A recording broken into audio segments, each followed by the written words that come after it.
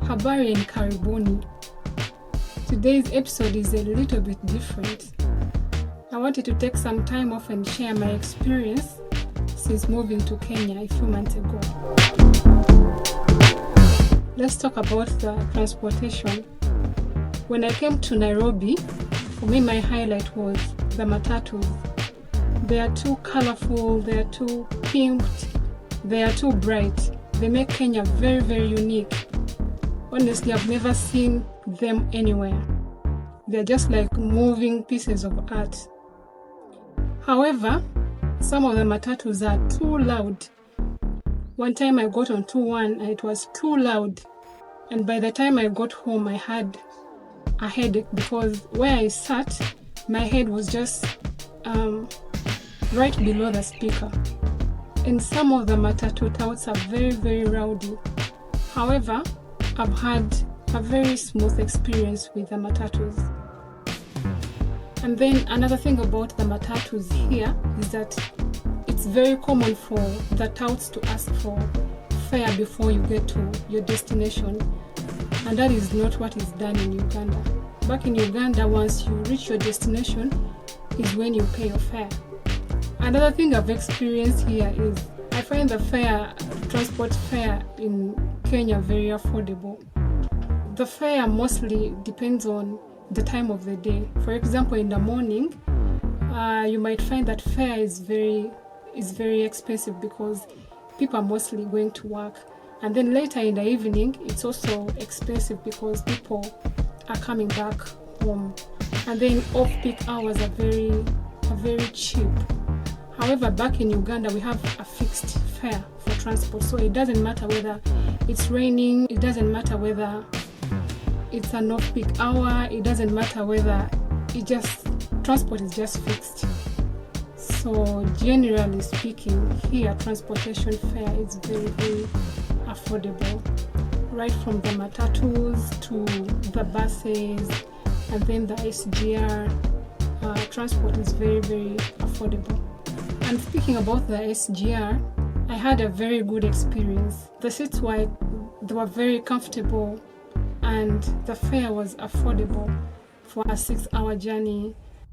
And then another thing I loved about it was the train stations, which are called the terminus. Each one of them had a very unique architecture. Each of the different train stations had unique features. Let's talk about the infrastructure.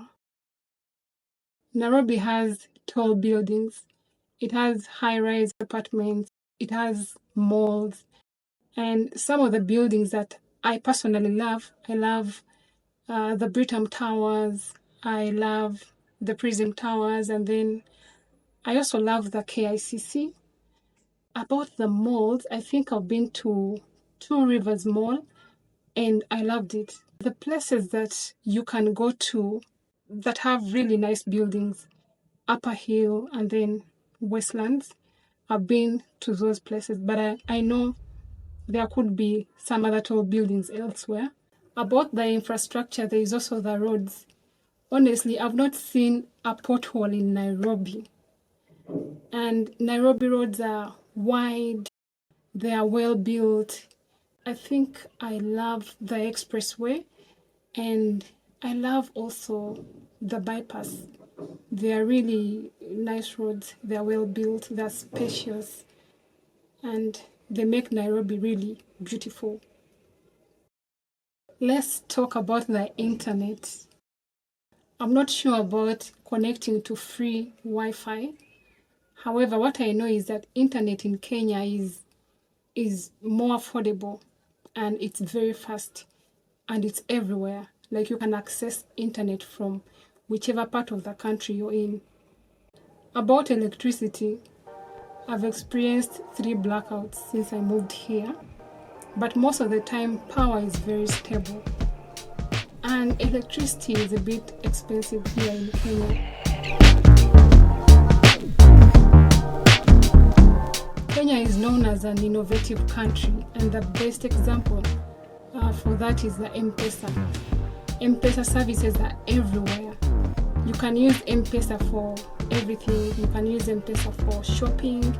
You can use M-Pesa for Medicare. You can use M-Pesa for paying your transport fare. You can use M-Pesa for literally everything. And the amazing thing about this M-Pesa that I found so interesting is that even the small shops, the small kibandas also use M-Pesa.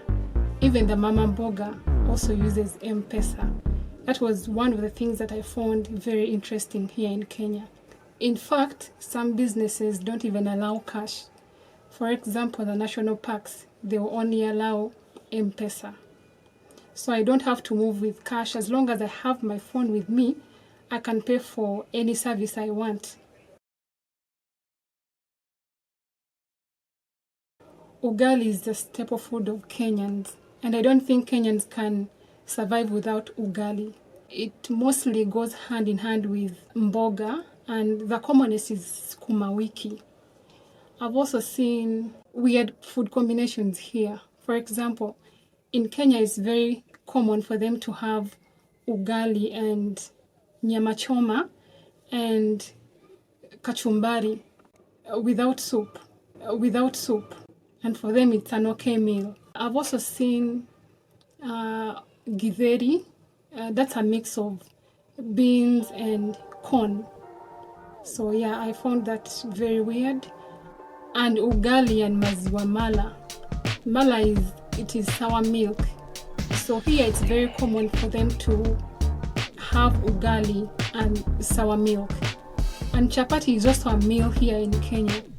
They can have chapati with meat stew, chapati with dengu, chapati with kamande, and then they also have chapodondo, which is an equivalent of chikomando back home in Uganda. It's a mix of chapati and beans stew. Food is a bit expensive here in Kenya, and I feel like we have more varieties of food back home in Uganda.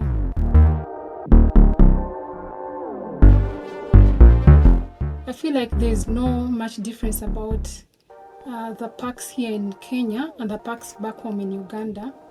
However, I feel like Kenya is more aggressive when it comes to marketing tourism.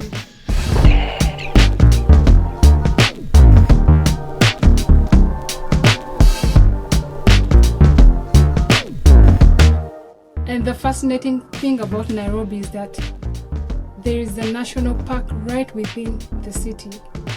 You'll be in the national park and be able to see the tall buildings of Nairobi.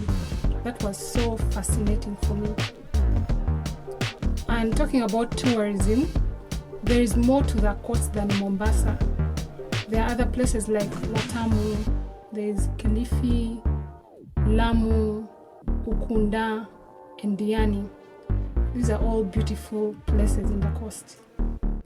About the weather, I find Nairobi cold, and it gets even colder in the month of July. However, the coastal places are very hot and humid almost throughout the entire.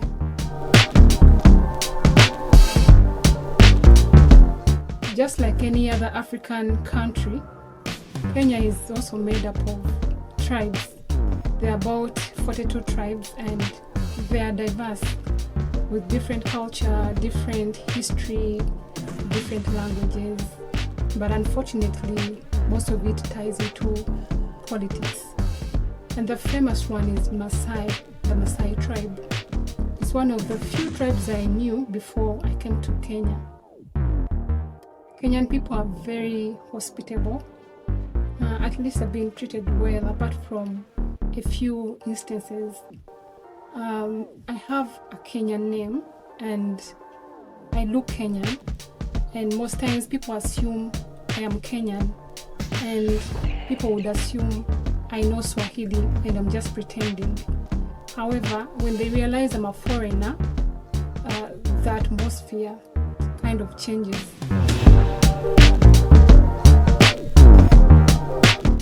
Swahili is widely spoken in Kenya. Almost everyone in Kenya knows how to speak Swahili.